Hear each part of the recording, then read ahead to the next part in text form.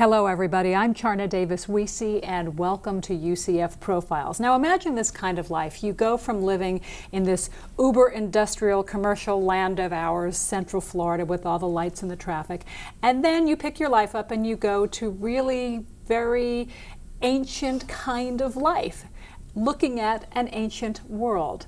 Please join me in welcoming our guests today, Doctors Chase, Dr. Arlen Chase and Dr. Diane Chase, anthropologist, and one of your children and my children go to the same school, the mother of Elise, who is very famous. We'll talk about that during this as well. I'm so glad you can make this. I know how busy you guys are, and this is a very, very big deal. Oh, thank you. Yes, thank you. So what I alluded to, you guys call Jekyll and Hyde. You live here, which is probably the craziest of the crazy. Just even trying to get out here to Cocoa this morning was probably. But we're used to driving because we actually drive from here down to Central America. So really? Yes. So and we can do that in 4 days. Now what's that? Now before we get any further, you guys are excavating ancient lands and ancient life in Caracol, Belize. That's right. Caracol is the largest Maya city in Belize, and it's one of the largest ancient Maya cities. Its peak, its heyday, was about 650 or 700 AD. So it's an ancient city from quite a number of years ago. In fact, it's one of the largest in all of the Maya area. It's much bigger than the better-known sites of, say, Chichen Itza in Mexico or Tikal in Guatemala. You know, that's so. I feel so illiterate because I've been to Chichen Itza and I've been to Tulum and I was like, I've stopped in Belize to change planes, and I'm thinking, that's wow. unusual unless you're on your way to Honduras or El Salvador. El Salvador. I was covering war in my journalism days, but I had no clue that Belize had this amazing archaeological site. And I'm thinking that people may not know because of the cruise ships taking you to Chichen Itza and Tulum. The site was only found in 1937, so it doesn't go way back into history like most of these other sites. And it was all that the Archaeological Commissioner of Belize could do to get anybody to even come to Belize in the 1940s and 50s. And finally, in 1953, in 1950 actually, he interested the University of Pennsylvania in coming down, and the University of Pennsylvania said, okay, what do we get out of this? And they ended up with a lot of stone monuments for their museum. That was the only reason they went. And when they got down there, the government of Belize, which was under British control, subdivided the monuments into 2 lots, and the Belizeans kept 1 lot, and the other lot went up to the University Museum. And there were little hints at that time that this was a huge center, but nobody had a clue what was going on there. How did that revelation come about? The revelation of how large was really only with the work that we did in conjunction with the Belizeans over the last 20 some odd years. We knew about Caracol because we were both graduate students and undergraduate students at the University of Pennsylvania. So we would walk by the Caracol stela on our way to class, never realizing, of course, how important that site would end up being in terms of our lives. But we were looking for a place to do long-term research here, bring our students to the field. And we knew it would be a place in Central America. It had to be a Maya site, so that meant Mexico, Guatemala, or Belize. We'd worked in Guatemala, Arlen had worked in Mexico, but we were looking for a place that would be a good place to bring students. Well, she's leaving part of the story out, which was that we had worked in northern Belize earlier, before Caracol. We'd actually done a 7-year project outside of Corozal town, which is on a bay. And so we were right in the middle of town, and you'd have to put your spare tires up on the porch to make sure they weren't stolen off the vehicle at night. And in fact, they were even stolen off the porch. And if you dug something, there would be hordes of people looking at you every time you moved your tool brush. And we'd have to tell students not to wear hot pants into town because they'd always come back and want to know why people were whistling at them. Right. It wasn't the U.S., and this is in the mid-'80s, and things hadn't quite changed formally in Belize. The reason Belize actually changed was when they introduced satellite TV and they became part of Chicago, including bringing the baseball team down there for their Independence Day celebrations because that was what they were seeing on TV. What a huge... But we were in the middle of town, and so back to the site Caracol selection. was a reaction to being in the middle of Right, town. we were looking for 2 different kinds of things. We were looking for a place where we could continue the tradition of looking at history and archaeology together. And Caracol has Maya hieroglyphs plus an archaeological record. We wanted someplace away from town. And because we'd been in town, we didn't realize how good That we was had no it. fun. It was fun, actually, in Oh, it was retrospect. fun. Yes, it was. But at the time, we thought we want something different. And so Caracol is the largest site in Belize. It's a safe place to go. English is the language, the official language. Most people there also speak Spanish, and there's some Mayan that's spoken. But it was a good place to bring students, good and safe, and it had this wonderful site. And it was 56 miles from the nearest town, and it would sometimes take you 3 days to go in. I was wondering. Miles. I'm sure there's no roads, there's no highways. There is now.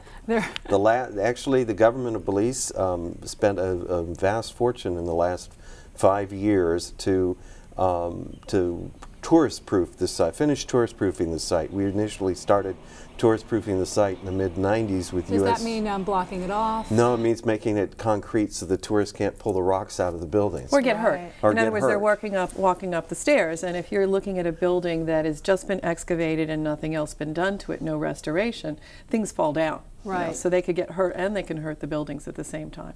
So infrastructure, bathrooms. So in the 1990s, we convinced USAID to put money into the site to help develop it, to get tourists inland to Belize, because what they were doing was literally passing through Belize on their way to Guatemala or going to the islands or the Keys to go snorkeling, spearfishing, and whatever, which is what a lot of tourists still do. But now they all come inland, and if you're 56 miles, it means you need a hotel room. So they saw this as really good for development. So we convinced them in the mid-90s to go ahead and put money into it. And they said, well, do you want us to fix the road or should we fix the site? And we said, we should fix the site first, because otherwise you can put a road in, and if nothing's back there to see, right, you have a road to nowhere. So we spent the initial about 5 years in combination with USAID and the government of Belize doing the original tourist proofing or stabilization of Caracol. And then in the last 5 years, they brought in their director of the Institute of Archaeology, Jaime Awe, to finish stabilizing a lot of the major structures in the site center of Caracol while we were there excavating, doing research. You don't think of the amount of work. Oh, it's a huge amount of work. More than just what the anthropologists are doing. Just absolutely. A big investment. And they for also the country. paved the last 9 miles of the road, which means that you can get in there even if it's pouring rain now. Whereas before, you'd walk in the mud. So that's one of the reasons why many people may not know about Caracol is until recently it wasn't a site you could visit year-round. At this point, you can visit the site almost all times of year. So when a tourist goes there, what can they expect? I mean, how close can they get? Are they there when you're working? Do you have people taking your picture? Yes. All the time. All the time. About 5 years ago, we put up a museum, so there's a little museum there. The government of Belize built the building, and we installed an exhibit, which will be updated eventually. They've also constructed another building to house all of the original stela, or these carved stone monuments, but they haven't been moved in there. But no, there are constantly tourists, and there are a lot more tourists coming in now, and they're all over. You can be out in the middle of the jungle and they find you. And it's different kinds of tourists. So there will be tourists there that are really interested in the Maya or archaeology, but we get a lot of tourists that are interested in wildlife. They usually come earlier in the morning. The birders will come, and it's interesting because they're not paying much attention to the archaeology at all. They're looking up, you know. And was there a moment when you realized how big this is, or was it like dominoes where one thing led to another, to another, to another? We first started working at Caracol. We visited the site first in 1983, and at that point, really didn't have a clue as to what you could see. Because you couldn't see anything, because it was covered with jungle. We thought we'd be out of there maybe 3-year project maximum. We went back in '84 and we started looking at mapping and trying to see what was there, and we got a sense there was a little bit more. But even when we did our first field season in 1985, we did not have a clue how big the site was. And it wasn't really till about 1986 to 87 that we started finding these road systems that started radiating out of the center. That was your big That clue. was the big sort of clue that there were other things there. And because we'd been doing post-classic archaeology, which usually looks at post-classic is a time period after the collapse of the classic Maya civilization, and it looks at very low line of stone buildings. Well, we were seeing lines of stones all over, And that's how we found these roads, and then we started following these roads out. Now, And by finding them, did you clear the jungle? Did you Yes. see it? Was it from helicopter? I mean, how did you, No, just by it's- you're clearing un- the jungle? You're underneath you have that. 150 So you feet see of maybe canopy over 3 you. feet at a time. Yes, you Yeah. chop your trails all the way through the jungle. And you follow the line of stones, but it's not as easy as it sounds. No, it sounds these- really hard. The line of stones were running for 3 to 3.5 kilometers Up and out. down hills. And you'd follow them and see what was there. But we also did what we call settlement survey. So we would map a piece of the site, and what you do is you cut transects, so you cut parallel lines, and you'll Every walk 50 them meters. and map what you see in And between. as a result of this, we've actually mapped 23 square kilometers of the site. Oh, wow. And 4 of these, we not only did these transects, but we had students with tapes and compasses triangulating into map groups to map terrace systems.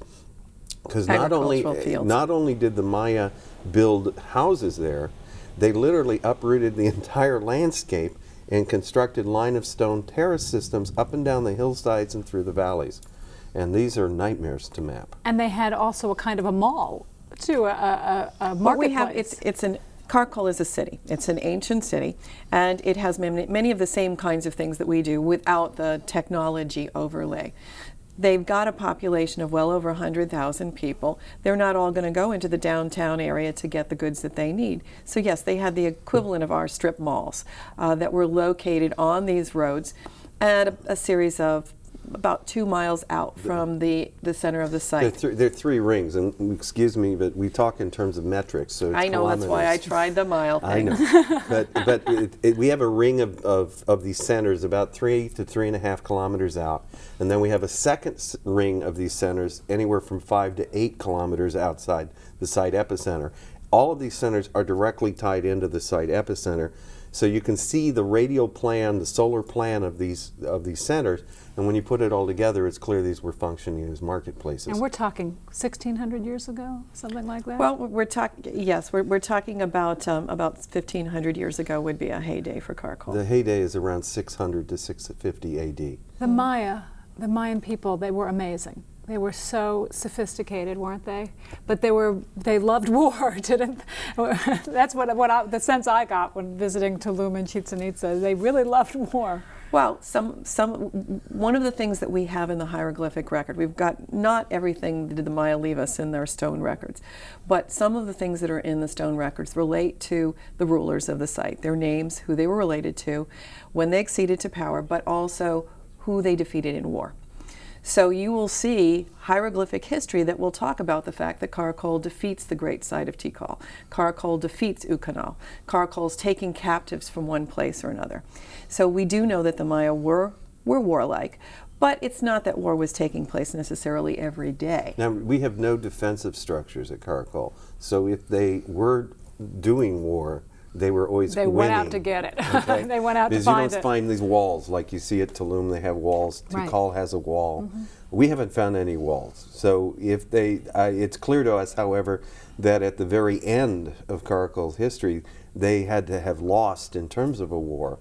And how do we know that? We know that because our buildings are all burnt, and we have a dead child on the floor of one of the palaces. That's not buried, That's which is not not buried. a typical Maya thing. So you know there was massive destruction and massive Destruction, for but them the to leave downtown that. area, at least. we don't know that there was massive loss of life, however, because there is only one person that is found on a floor. It's not that We there are know multiple that you have individuals. sudden abandonment. is And you what did that find indicates. tombs, though. Okay, there are tombs that Caracol has. We've excavated far more tombs at Caracol than have been excavated at any Maya site. It's a very wealthy site in that sense. And one of the things that, following one of its wars, the war with Tikal, Caracol and the wars with Naranjo, which are neighboring sites, in the middle of Caracol's history in the Classic period, it became a very successful city. People are clearly moving into Caracol. They're attracted there because this place is successful in war. It's got trade goods from all over. It's got a market system. But at the same time, the people at Caracol that were ruling clearly were smart rulers. You know, they So had a we good see head on their as shoulder. We see them maintaining or creating an identity for all these people. Because if you have a very diverse group, one of the things you want to do is brand them, make them feel like they're part of something. And so what they've done is they created a whole little system that everybody bought into. So they had access to tombs, they had access to caches of these little pottery Ritual vessels. deposits. They had access to incensarios that normally other people at other sites didn't have access to. They had access to jade. They had access to polychrome pots. They had access to all kinds of things that were not normally, you don't see outside elite context at other sorts of sites. So there's a sharing of artifacts, but a sharing of ideology throughout Caracol. So it's almost as if, at UCF we talk about, our UCF symbols. It's almost as if you can see the Pegasus, in every household.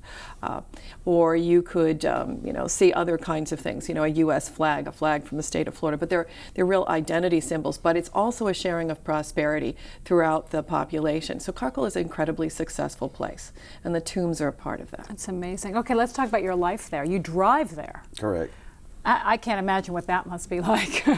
Well, you have to go through Miami after all. I'm from Miami. I don't like driving there. Yeah. Well, what we do is, we drive through the U.S. and down through Mexico, either going through Mexico City or along the coast. With all 3 kids? We put them in the back of the car. It's a lot harder now because their legs are longer, so we can put less things in the car. We used to fill up their footroom too. We bring all their books so they can study while they're in the field, and we can actually do the trip comfortably in 5 days, quickly in 4. You didn't describe how long the days are, though. No, but we don't drive at night. We don't drive at night, but so we'll drive just until it gets dark. Yes. And then we'll stop. And I guess do you get to parts where there are no hotels, or where do you stay? Oh no, we find decent hotels because after all we these have years. Yes. Well. Our car is also full of all of the equipment that we need for You've the got season. everything you need. So I want to make sure that we have it parked somewhere that it's not going to get broken into. Right. And how about living there? At Caracol? Yeah. Caracol is pretty rustic. As we say, we'll give you air conditioning. The wind will blow right through the sticks. And, yeah, it's outhouses. There are no flush toilets. There is no running water. The water comes from the roofs of the buildings and goes into tanks, just like in the old days here in Florida. And we have electricity only when we turn on the generator. I was reading some of your kids' journals, and one of the boys, the generator's still not on. Well, it's not on, then we have kerosene lanterns, which you can use, but there's no TV.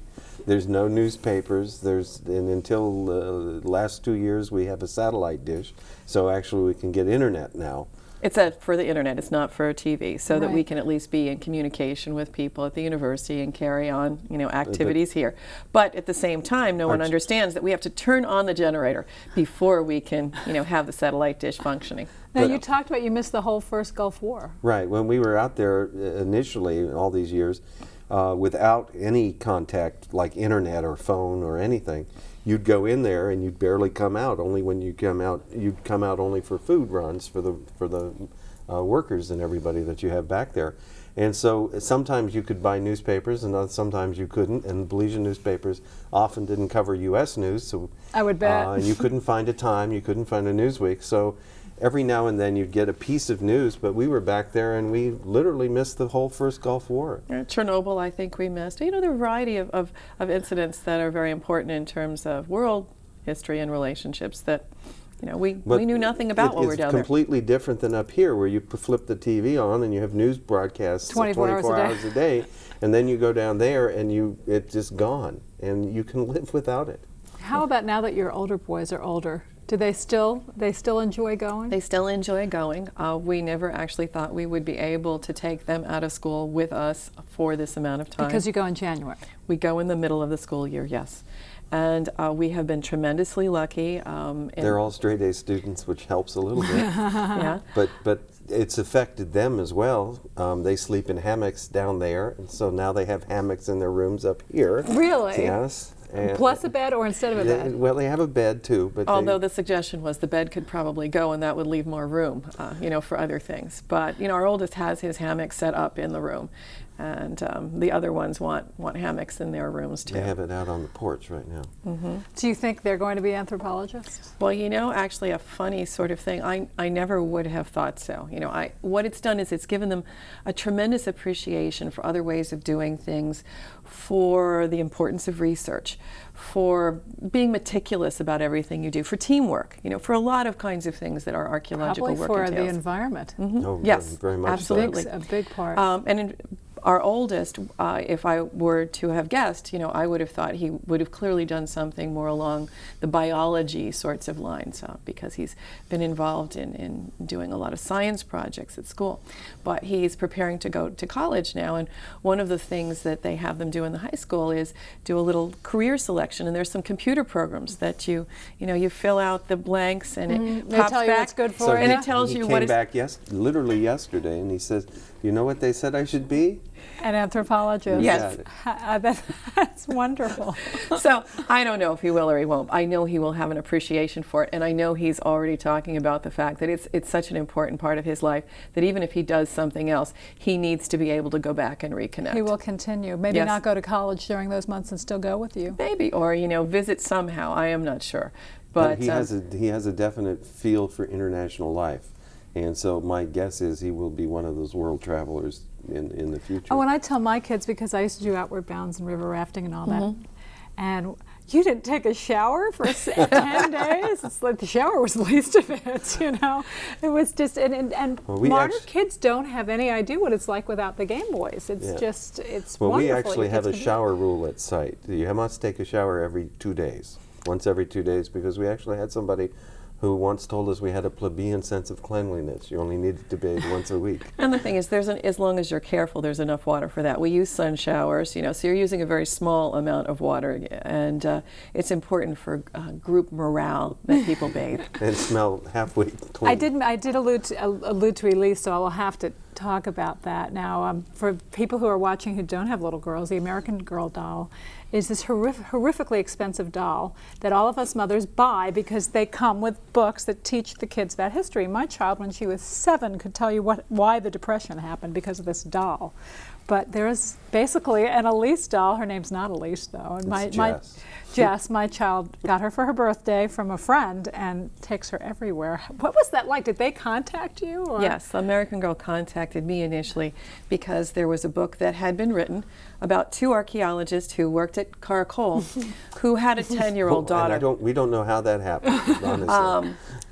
The story is actually nothing like us or nothing like Elise, although it is based at Caracol. And they'd asked me to read through it to try and make sure that there weren't any really important inaccuracies in the book.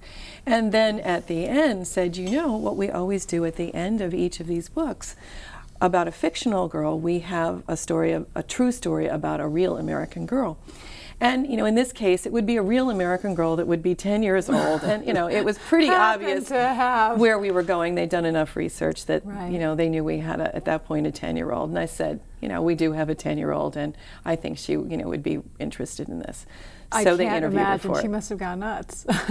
Well, I don't think she quite knew what it was for, and so she was a little surprised when she saw herself at the end of the book. And in fact, she's a little embarrassed about it. Is all. she really? Because She of the is. age she is, Yes. probably. Yes, we had her autograph some for relatives and things like that. I forgot to bring mine today because she's not here, but you could have done it for my little girl. Because to the other little girls that went go to school with her were just so thrilled. It was so exciting for them.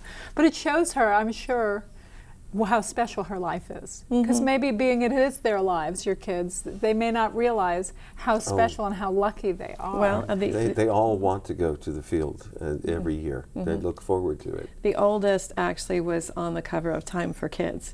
And, so that's his special moment. And our middle child is really very upset because he's not upset. He's the one that's not. But, oh, yeah. Yeah, he said, well, and actually, in some ways, he's had probably the best experience because he co-authored a paper with us that we presented at a meeting. So they've all been involved in some way in the research and had a little highlight. What a great family story.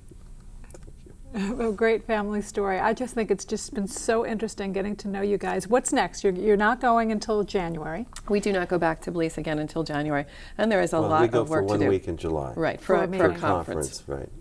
But between now and then, it's our lives at the university, much of which have nothing to do with That's why we call it anthropology, a Dr. archaeology. Jekyll and Mr. Hyde moment, because in the field we're researchers, and when we come back here, we do everything else but the research. Oh, it's just so fascinating. I hope that maybe when you go and come back next time, you'll come back so we can bug you in the halls about being on the show again. Now I see why Jerry bugged you so much. Diane and Arlen Chase, thank you so much for joining us. The half hour flew by way too fast. Thanks for watching. My name's Charna Davis Wiese, and we'll see you again next time on Profiles.